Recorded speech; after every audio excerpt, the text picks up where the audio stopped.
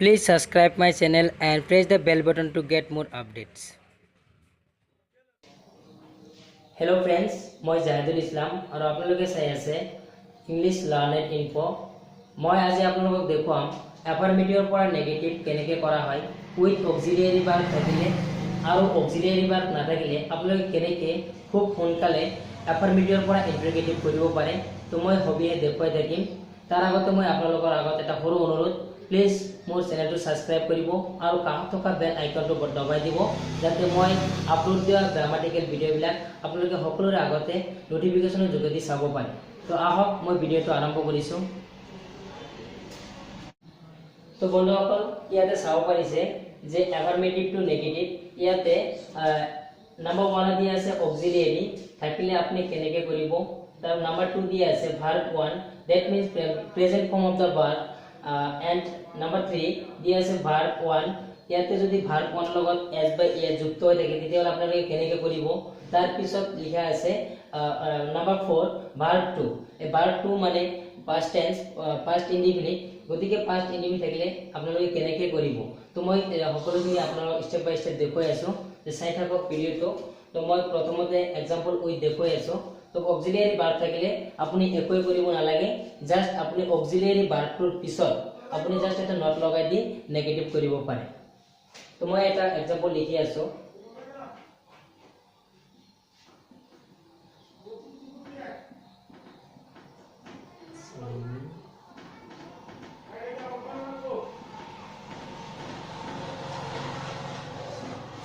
I am singing a song. তো ইয়াতে নিশ্চয় চাব পাৰিছে am এটা অক্সিলিয়াৰী ভাৰ্ব হয়। যদি অক্সিলিয়াৰী ভাৰ্ব থাকে বাক্যটো তেতিয়াহলে জাস্ট আপুনি অক্সিলিয়াৰী পিছত প্ৰথমটো দিয়া আছে পিছত অক্সিলিয়াৰী থাকিলে অক্সিলিয়াৰী পিছত জাস্ট এটা নট লগাই দিব। তো মই হিচাপত নেগেটিভ কৰি আছো। ইয়াতে জাস্ট আপুনি লিখিব I, এতে অক্সিলিয়াৰী পিছত এটা নট লগাই দিলে হৈ যাব নট। তাৰ পিছত লিখা আছে singing,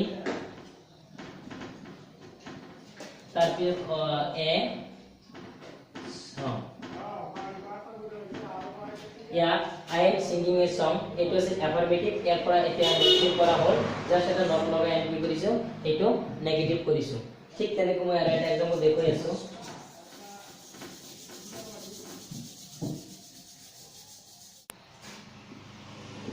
He has finished the work.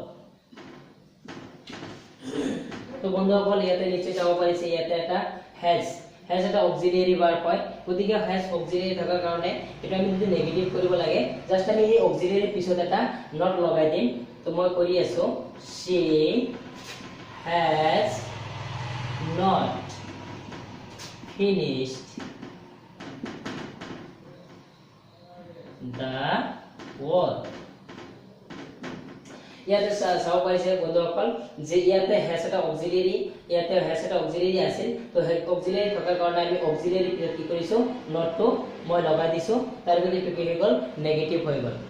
তো মই এতিয়া দেখুৱাম যে যদি বাক্যৰ ভিতৰত কোনো ধৰণৰ অক্সিলিয়াৰী ভাৰ্ব নাথাকে তেতিয়াহলে আপোনালোকে কেনেকৈ এফাৰ্মেটিভ টু নেগেটিভ কৰিব।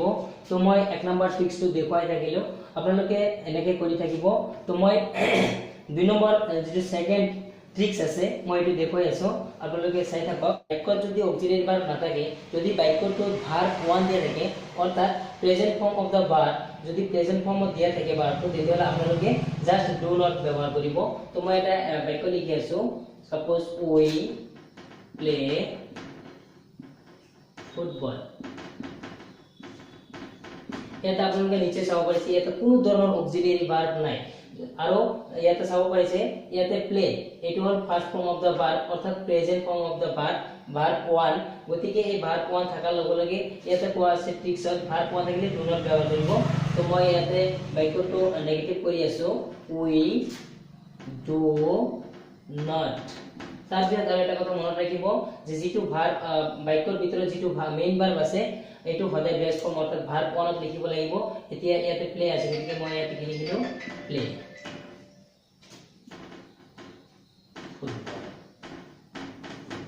তো we play football, we do not play football. এটা হচ্ছে অ্যাফার্মেটিভ, এর পরে কি হয়ে গেল নেগেটিভ। তো মই আৰু এটা বাক্য এক্সাম্পল দি আছো।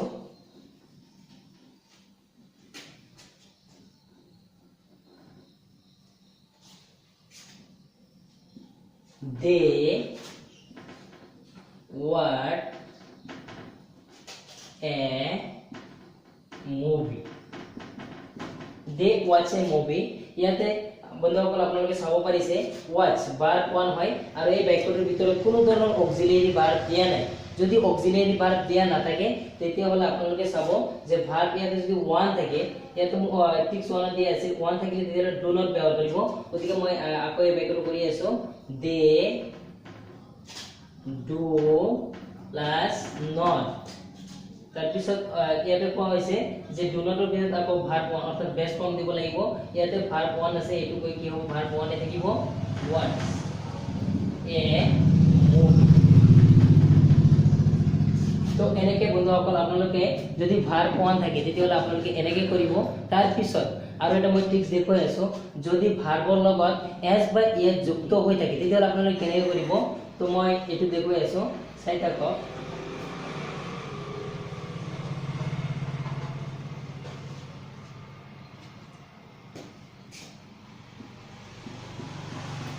Sita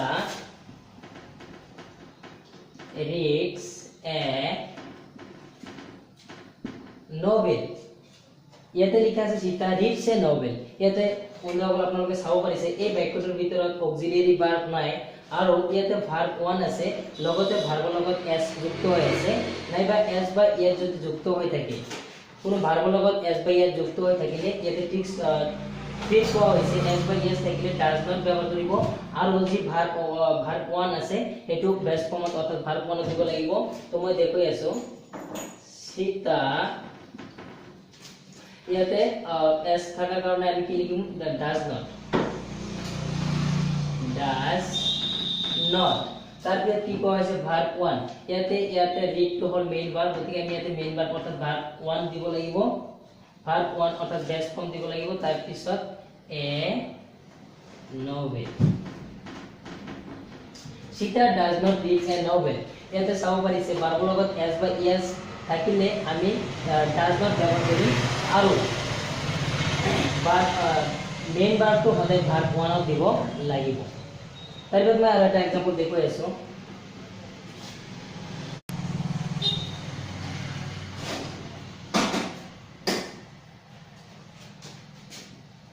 He writes a letter। তো বন্ধুসকল ইয়াতে চাওক he writes a letter যেহেতু ইয়াতে ভাৰ্বৰ লগত এটা s যুক্ত হৈ আছে গতিকে ভাৰ্বৰ লগত s বা s যদি যুক্ত হৈ থাকে ভাৰ্ব 1 ৰ লগত যদি s বা s যুক্ত হৈ থাকে তেতিয়াহলে কি কৰিম আমি ডাজ নট ব্যৱহাৰ কৰিম। তো আগৰ নিচিনাকৈ এই বাক্যটো আমি কৰিম he does not।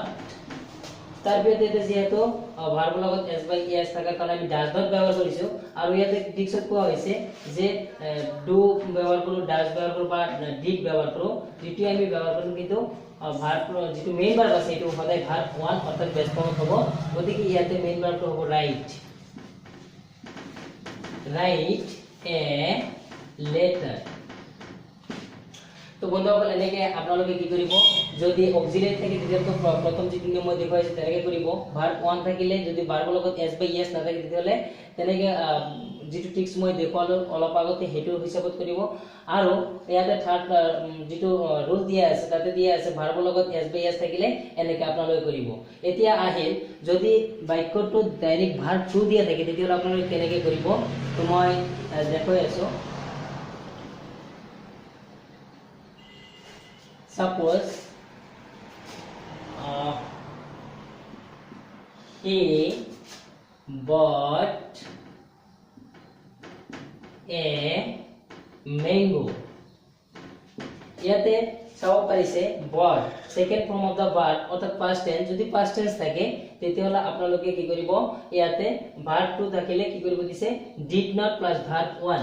এতে মই লিখি আছো he did not। তাৰপিছত কোৱা হৈছে যদি ভাৰ্ব 2 থাকে তেতিয়াহলে আপোনালোকে কি কৰিব লাগিব did not ব্যৱহাৰ কৰিব লাগিব আৰু ভাৰ্ব যেটো মেইন ভাৰ্ব আছে এটো ভাৰ্ব 1 হ'ব। গতিকে বৰ্ত verb 1 hall by present form of the verb he did not buy a mango.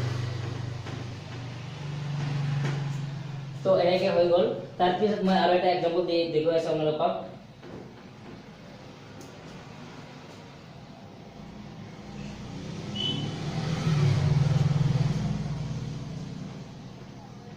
they went to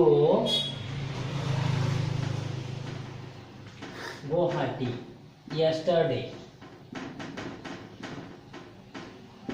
They went to Guwahati yesterday. বন্ধুসকলে এটা চাব পাৰিছে ইয়াতে went এটো ভাৰ্ব টু আছে ইয়াতে কোনো ধৰণৰ অক্সিলাৰি ভাৰ্ব নাই নাইবা ভাৰ্ব ওয়ান নাই বা ভাৰ্বৰ লগত এছ বি ইয়াত যুক্ত নাই কিন্তু ইয়াতে ভার্ব টু দি আছে যদি ভার্ব টু দিয়া থাকে তেতিয়াহলে আপোনালোকে কি ব্যৱহাৰ কৰিব did not তো মই ইয়াতে বাক্যটো এফাৰ্মেটিভ আৰু নেগেটিভ কৰি আছো they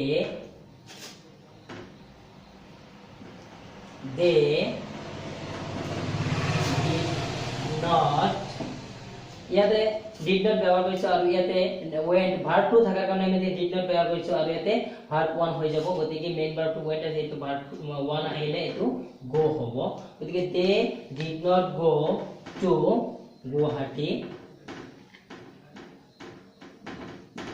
yesterday. তো বন্ধুসকল এনেকে আপোনালোকে কি কৰিব যে খুব সোনকালে এফাৰ্মেটিভৰ পৰা নেগেটিভ কৰিব পাৰিব তো সেই কাৰণে আৰু মই আশা কৰিছো এই ভিডিঅটো আপোনালোকৰ নিশ্চয় কিবা এটা সহায় হ'ব আৰু সেই কাৰণে মই আপোনালোকৰ আগত মই আকৌ কৈ আছো মোৰ চেনেলটো সাবস্ক্ৰাইব কৰিব আৰু ভিডিঅটো ভাল লাগি থাকিলে লাইক কৰিব আৰু কিবা ধৰণৰ কোনো অসুবিধা পায় বুজি পোৱা তেতিয়াহলে মোক কমেন্ট বক্সত কমেন্ট কৰিব তো আজিৰ কাৰণে এইখিনিয়ে থ্যাংক ইউ